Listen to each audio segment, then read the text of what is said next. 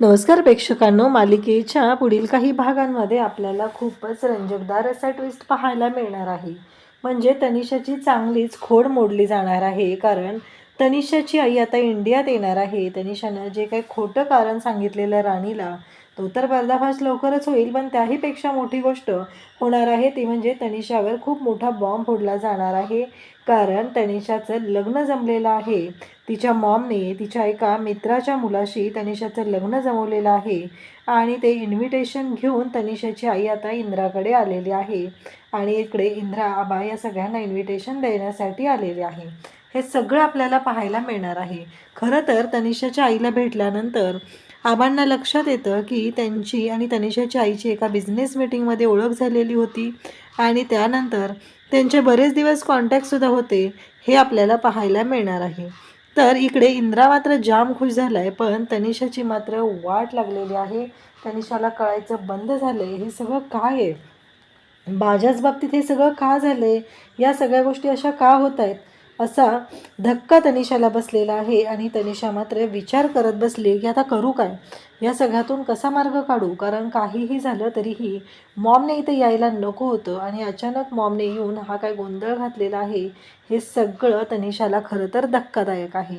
पण त्यानंतर इंद्रा आणि राणी या दोघांचंही नातं खूप छान आता जुळलेलं आहे. खूप छान पद्धतीने ते दोघंसुद्धा एकत्र येऊ लागलेले आहेत. हे आपल्याला पाहायला मिळणार आहे. तर त्यासाठी हा व्हिडिओ शेवटपर्यंत पहा. त्याचबरोबर चॅनलवरती नवीन असाल तर चॅनलला नक्की सबस्क्राईब करा. तर इकडे आपल्याला पाहायला मिळतं की आता इंद्राला खरं तर राणीचं खूप कौतुक वाटत असतं. राणी एवढं सगळं करते आणि राणी जसं आता आषाढी एकादशी दिवशी म्हणालेली होती की आपण सगळेजण करतो, सगळ्यांसाठी सगळं करतो, पण आपण एक गोष्ट विसरतो, तो म्हणजे रुक्मिणी. विठ्ठलासाठी आपण एवढं सगळं करत असतो, पण जेव्हा रुक्मिणीच्या बाबतीत वेळ येते तेव्हा मात्र आपण विसरून गेलेलो असतो आणि रुक्मिणीला कायमस्वरूपी विसरलेलं आहे, असं राणी सांगत असते. तेव्हा मात्र इंद्रा म्हणतो की माझ्या आयुष्यातल्या रुक्मिणीला मी कधीच विसरणार नाही. काहीही झालं तरीही माझ्या आयुष्यातली रुक्मिणी ही माझ्यासोबतच असणार आहे, असं इंद्राने ठरवलेलं असतं. म्हणून इंद्राने अक्षरशः राणीचे पाय धुतलेले असतात, पूजा केलेली असते आणि तो म्हणालेला सुद्धा असतो की काही झालं तरी माझ्या आयुष्यातल्या रुक्मिणीचं स्थान हे माझ्यासोबतच असणार आहे, तिला मी कधीच मागे ठेवणार नाही. त्यानंतर इकडे आपल्याला पाहायला मिळतं ते म्हणजे राणी खरं तर खूप खुश असते. राणी इंद्राला मिठी मारते आणि सांगू लागते की काहीही झालं तरीही मी कधीच तुम्हाला अंतर देणार नाही, तुमच्याशी मी कधी चुकीचं वागणार नाही, असं राणी सांगत असते. आणि त्याचबरोबर इंद्रासुद्धा म्हणत असतो की हो, काळजी करू नकोस राणी, सगळं व्यवस्थित होणार आहे, असं सांगितलं जात असतं. तर इकडे आपल्याला पाहायला मिळतं ते म्हणजे इंद्रा आणि राणी यांचं नातं तर छान पद्धतीने खुलू लागलं आहे. राणीलासुद्धा खूप छान वाटत आहे. आणि त्याचबरोबर इकडे आपल्याला पाहायला मिळतं की तनिषाची मात्र वाट लागलेली आहे. तनिषाला कळायचं बंद झालेलं असतं, कारण तनिषा विचार करत असते की हे सगळं काय चाललं आहे. कारण काहीही झालं तरीही तनिषाला मात्र राग आलेला असतो. इंद्रा आणि राणी या दोघांना वेगळं करण्यासाठी मी एवढं सगळं केलेलं होतं, पण झालं काय, इंद्रा आणि राणी वेगळे झालेच नाही आहेत. तर इंद्रा आणि राणी दोघंही एकत्र आलेले आहेत. मला त्यांच्यामध्ये खूप मोठं भांडण लावायचं होतं, खूप मोठा राडा झाला पाहिजे असं वाटत होतं, पण झालेलं नाही आहे तसं काय. तेव्हा उर्मिला तिला समजवण्याचा प्रयत्न करत असते, अगं झालं ना, त्या दोघांच्या हस्ते पूजा झालीच नाही आहे.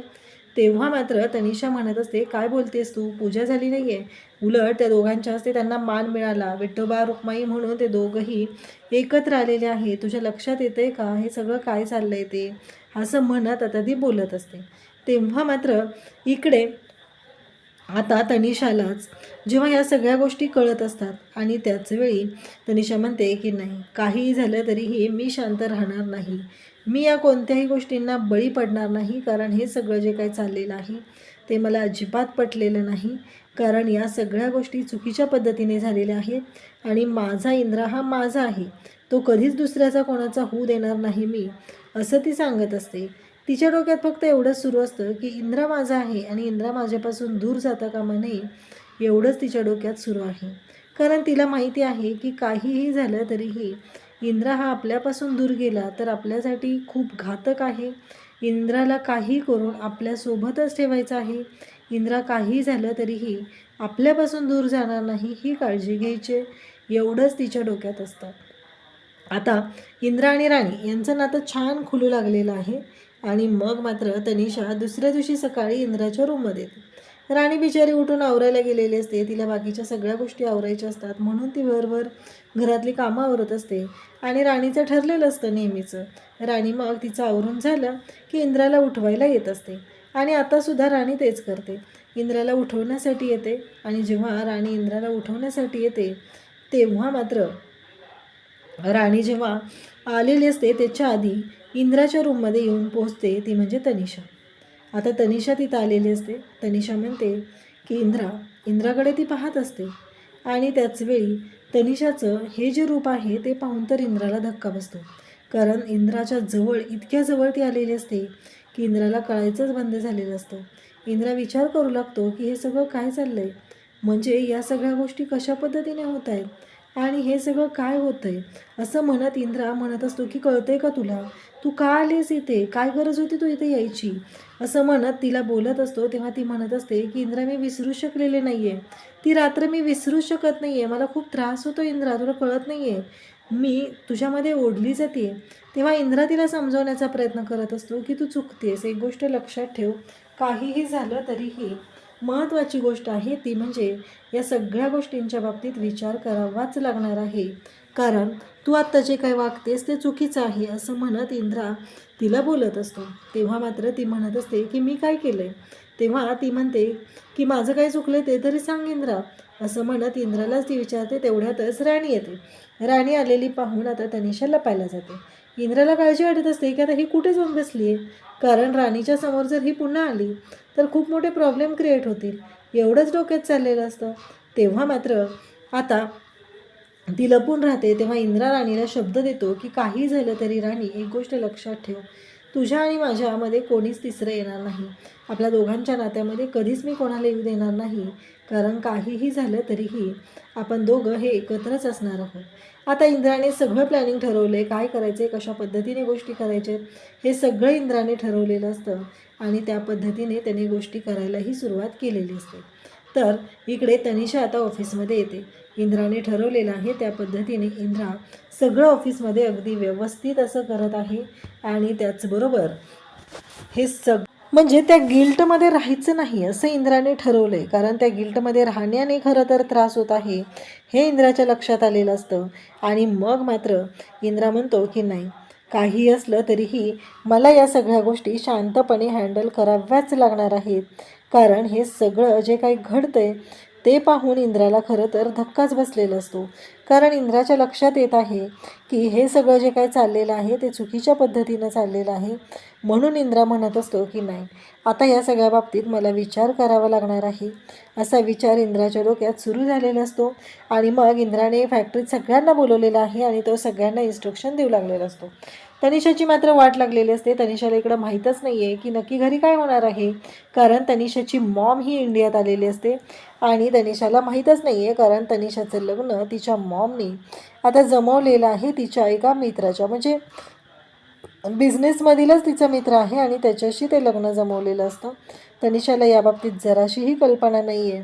तनिषा मात्र विचार करत राहते की हे कसं शक्य आहे, म्हणजे मॉमने मला यातलं काहीच सांगितलं नव्हतं, मॉमने असं का केलं आहे. असे अनेक प्रश्न तिच्यापाशी असतात, तिला पडलेले असतात की काय आहे, या सगळ्याचा अर्थ काय आहे, असं म्हणत ती विचार करत असते. आणि इकडे मात्र तनिषा इंद्राला मिठी मारते आणि तिचं ते नेहमीचं सुरू झालेलं असतं की इंद्राला लाडे लाडे बोलायचं, इंद्राशी चुकीच्या पद्धतीनं वागायचं, हे सगळं तिचं चालू झालेलं असतं. आणि इकडे इंद्राला टॉर्चर करणं ह्या सगळ्या गोष्टी ती करत असते. तेव्हा इंद्रा म्हणतो की हे बघ तनिषा, कसं आहे माहिती आहे का, तुला जसं वागायचं आहे तसं तू वाग, पण मला माहिती आहे की मी काय करू शकतो. कारण आत्ता मला या गोष्टीची खात्री आहे की असं काहीच माझ्याकडून झालेलं नाही आहे, ज्या गोष्टी तू मला चुकीच्या पद्धतीनं सांगत आहे. माझ्या स्वतःवरती कंट्रोल आहे आणि माझ्या स्वतःवरती माझा विश्वास आहे, त्यामुळं मला खात्री आहे की माझ्याकडून कोणतीच चूक झालेली नाही, असं इंद्रा तिला स्पष्ट सांगतो. घरी तनिषाची मॉम आलेली असते आणि ते सगळेजण बोलत बसलेले असतात. इकडे तनिषाला काहीच माहीत नसतं काय झालं आहे, कशा पद्धतीनं गोष्टी चाललेत, तिला माहीतच नाही आहे. ती मात्र विचारच करत असते. तनिषा जेव्हा घरी येते तेव्हा सगळेजण पाहतात राणी त्याचबरोबर तिची मॉम सगळेजण बोलत बसलेले आहेत. आणि तनिषा घरी येते आणि तनिषा पाहते तर तिला धक्का बसतो. कारण तनिषाला माहीतच नाही आहे की तिची मॉम इंडियात आलेली आहे. आणि त्याहीपेक्षा मोठी गोष्ट, आबा म्हणतात की तुला माहिती आहे का तनिषा, अगं तुझी मॉम आली आणि तुझ्यासाठी सरप्राईज घेऊन आली आहे. तनिषा म्हणते म्हणजे, असं तनिषा विचारते. तेव्हा मात्र आबा सांगतात की अगं तुझं लग्न जमलं आहे. तुला माहीत नाही का, तुझा बालपणीचा एक मित्र आहे त्याच्याशी लग्न जमलं आहे तुझं. आणि आता मात्र हे सगळं जेव्हा घडत असतं तेव्हा मात्र तनिषाला धक्का बसतो. तनिषाला ही गोष्टच आवडलेली नाही आहे की हे सगळं काय आहे, या सगळ्याचा अर्थ काय आहे. म्हणजे मॉमने हे सगळं कधी केलं, का केलं, मला का कल्पना दिलेली नाही. आणि तेव्हा मात्र इकडे राणी आता विचार करत असते. ती तनिषाच्या आईला सांगत असते की आता तुम्ही राहा इथे थोडे दिवस, आम्हाला पण तुमचा पाहुणचार करू द्या. असं म्हटल्याबरोबर तिची आई म्हणत असते, हो आहे थोडे दिवस मी इंडियात, कारण तनिषाचं लग्न इंडियातच होणार आहे ना, असं सुद्धा त्यांनी आवर्जून सांगितलेलं असतं. आणि आता मात्र तनिषाला धक्का बसलेला असतो की हे सगळं काय होऊन बसले, मी काय करते, हे सगळ्या गोष्टी अशा का घडत आहेत, असे अनेक प्रश्न तिला पडलेले असतात. आणि तेव्हा मात्र तनिषा म्हणत असते की आता काय करू, हे सगळं कशा पद्धतीने सोडवू मी, मला कळतच नाही आहे. म्हणजे मॉमला कोणी सांगितलं होतं मला नाही लग्न करायचं, मला नाही कुणाबरोबर इंटरेस्ट, असं ती विचार करत असते. आणि त्याचबरोबर हे सगळं जेव्हा चालू असतं तेव्हा मात्र तनिषाला आता कळायचं बंद झालं आहे. तनिषा म्हणत असते की नाही, आता माझं खरंच अवघड झालं आहे. आता राणीच्या डोक्यात येतं की तनिषा मॅडमच्या आई आलेल्या आहेत, आपण त्यांना एकदा बोलून घेऊया. कारण त्यांना माहिती आहे की तनिषाने मदत केलेली आहे. पण राणी याच गोष्टीचा विचार करत राहते की मी त्यांना सांगणार कसं, म्हणजे ह्या सगळ्या गोष्टी मी त्यांच्याशी बोलू कसं, असा विचार राणी करत आहे. आता राणी कशा पद्धतीने तनिषाच्या आईसमोर विषय काढेल. एकतर तनिषावर एवढा मोठा बॉम्ब पडलेला आहे त्यामुळे तिला कळायचंच बंद झालेलं आहे. अशाच अपडेटसाठी चॅनलशी कनेक्ट राहा. थँक्यू.